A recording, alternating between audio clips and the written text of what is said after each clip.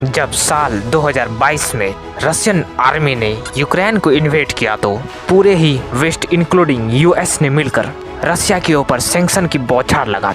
Russia के अंदर स्थित सारे वेस्टर्न कंपनियों ने रशिया में प्रोडक्ट मैन्युफैक्चरिंग करना बंद कर दिया। यूरोपियन बैंकों में स्थित रशिया की बिलियंस ऑफ डॉलर को सीज कर लिया गया। यूरोपियन कंट्री और उसके अलाइज ने रशियन क्रूड ऑयल और नेचुरल गैस को खरीदना बंद कर दिया, जिसके बाद सारी ही दुनिया के न्यूज़ मीडिया आउटलेट ने यह खबर फैलाना शुरू कर दिया कि रशियन इकोनॉमी कुछ दिनों की ही मेहमान है और कुछ दिनों के बाद ही रशियन इकोनॉमी कोलैप्स हो जाएगी। दरअसल इन सारे सैंक्शन के वजह से रशिया को शुरुआती दिनों में काफ़ी नुकसान झेलना पड़ा। रशियन इकोनॉमी डाउनग्रेड होती गई, रशियन रूबल की वैल्यू बहुत तेजी के साथ गिरने लगी। लेकिन फिर रशियन इकोनॉमी ने कुछ ही दिनों में उन सारे वेस्टर्न कंट्रीज को चौंकाते हुए एक जबरदस्त कमबैक किया। दरअसल वेस्ट को लगा कि रशियन इकोनॉमी कुछ दिनों में ही कोलैप्स हो जाएगी, लेकिन रशिया ने अपने क्रूड ऑयल और नेचुरल गैस को बेचने के लिए एक नया अल्टरनेटिव ढूंढा।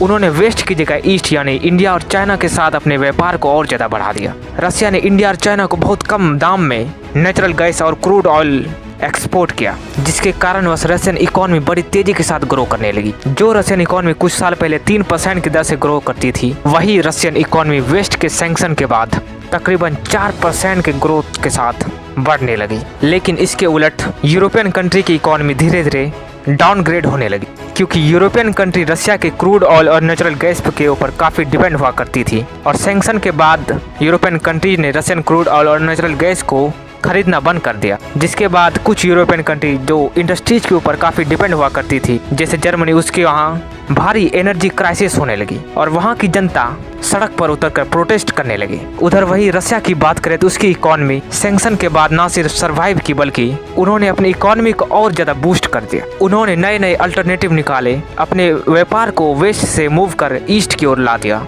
और साथ ही रशिया शैडो फ्लीट के जरिए अपने व्यापार को बढ़ाने लगे और रशियन इकोनॉमी तकरीबन 3 साल तक जारी वेस्टर्न सैंक्शनों के बावजूद कोलैप्स होने के बजाय एक मजबूती से खड़ी हुई दिखाई पड़ रही है। अगर आपको यह जानकारी अच्छी लगी हो तो हमें सब्सक्राइब करें। Thank you.